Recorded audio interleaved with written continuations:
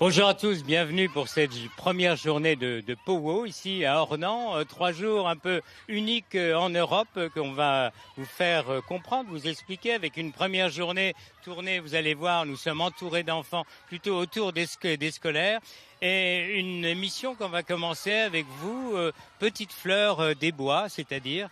Oui, bonjour Chantal, on peut dire. Et je me présente, je suis algonquienne, je viens du Canada. Et plus précisément de la région du Québec, et c'est pourquoi que je peux m'exprimer en français aujourd'hui. Alors un petit mot sur, parce qu'on disait tribu, bon maintenant il ne faut plus dire tribu, c'est les nations. Qui sont les Algonquins? Donc les Algonquiens, nous sommes un peuple de chasseurs qui chassent le gros gibier comme l'orignal, le caribou ou l'élan, si vous aimez mieux. Vous vivez ensemble? Oui, on vit, plusieurs vivent encore ensemble, en famille. Nous, c'était par petite communauté, comme on dit, en famille qui se regroupent.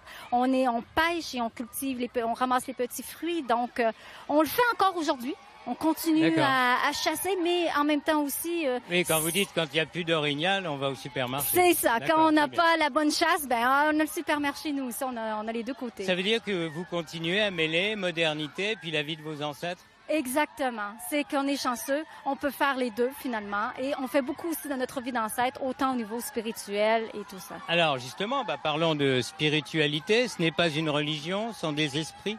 C'est ça. Chez nous, les Algonquins, on n'a pas de religion. C'est chacun soi et on a le Chimanito et on dit qu'il y a des esprits dans chaque chose. Donc, les herbes, les arbres, les êtres humains, les animaux. Et on respecte chacun et l'autre. Donc, on est tous des frères et sœurs, finalement.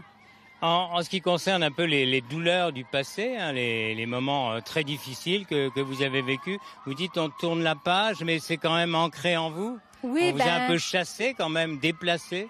Maintenant, les nouvelles générations, c'est bien parce que là, on essaie on a été beaucoup, nous, des orphelinats. On a beaucoup enlevé des enfants aux aînés pour les enlever la langue et la culture. Maintenant, ce qu'on fait, c'est qu'on a des anciens ou des gens comme moi qui réapprennent aux autres. Comme moi, j'ai un village historique où est-ce qu'on enseigne comment étaient faits les tipis. Mais nous, c'est des wigwams parce qu'ils sont faits en écorce, le boulot. Donc, on enseigne les techniques anciennes, notre spiritualité et ainsi les jeunes qui grandissent. Alors, rapidement dit, un powwow, c'est un rassemblement, normalement. Exactement. Entre Indiens d'Amérique, mais alors là, il va y avoir peut-être 15 000 personnes en plus. Comment vous vivez ça, vous qui avez traversé l'Atlantique pour venir ici? Pour nous, c'est important parce que déjà, il y en a qui traversent chez moi pour venir et qu'ils apprennent comment ça se passe. Et là, c'est de partager autant avec les adultes, autant avec les enfants. Et cette année, moi, je suis beaucoup ici pour les enfants, vous allez voir. Oui. Donc, c'est pour ça. Merci infiniment. Ça fait plaisir. Petite Fleur des Bois, moi aussi. Merci beaucoup. Jean-Marc Berthel, alors vous êtes auteur, vous avez écrit beaucoup de livres qui tournent des romans autour de la vie des Indiens d'Amérique. Vous êtes ethnologue. Un petit mot sur les Indiens en Amérique aujourd'hui. Les Indiens en Amérique, c'est d'abord un chiffre. C'est plus de 6 millions d'Indiens d'Amérique aux États-Unis, 5 millions au Canada, en comprenant ceux du Québec dont Chantal a parlé. Donc l'Amérique indienne est une réalité en 2015. Comment tout est né ici? Parce que ça fait 20 ans que vous êtes préoccupé et que vous souhaitez finalement faire partager cette préoccupation. Eh bien, nous avons eu l'opportunité de rencontrer les responsables de la ville d'Ornans. Je suis ici également en tant que représentant de l'association For Win. Et de cette rencontre, est née l'idée de faire ce powwow ici à Ornans depuis 2008. Alors, l'information, donc, ce ne sont pas des spectacles. Nous, on a mis en sous-titre découverte parce qu'on va voir de la danse, on va écouter des mots. On va avoir des rencontres avec les véritables Indiens d'Amérique. Plus de 20 nations sont présentes. Les Apaches, les Sioux, les Navajos, je ne vais pas tous les citer. Donc on peut les écouter parler de leur histoire, de leur réalité aujourd'hui dans les réserves.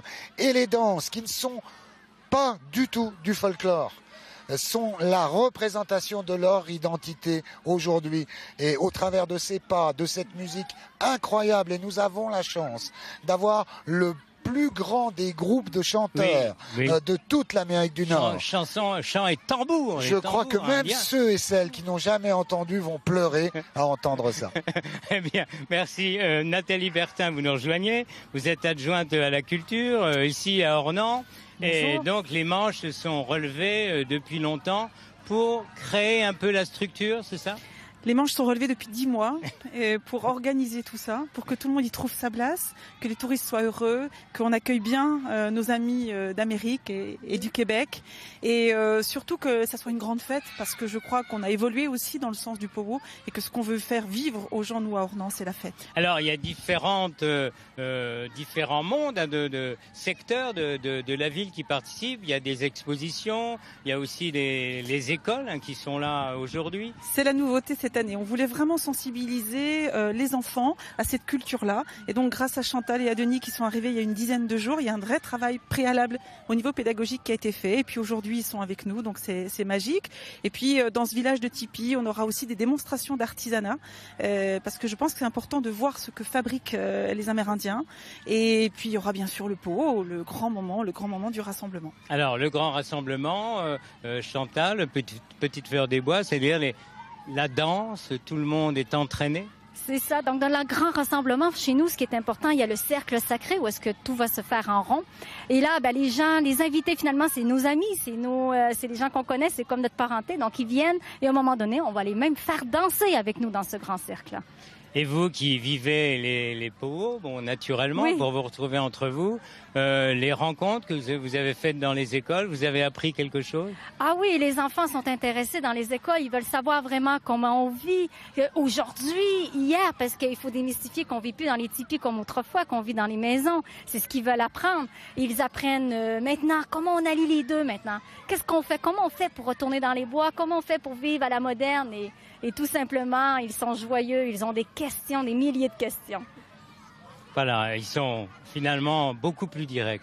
Merci beaucoup. Donc, vous avez encore 2 jours et demi pour venir ici assister à un powwow en compagnie de nos amis, les Indiens d'Amérique. Merci. Merci François.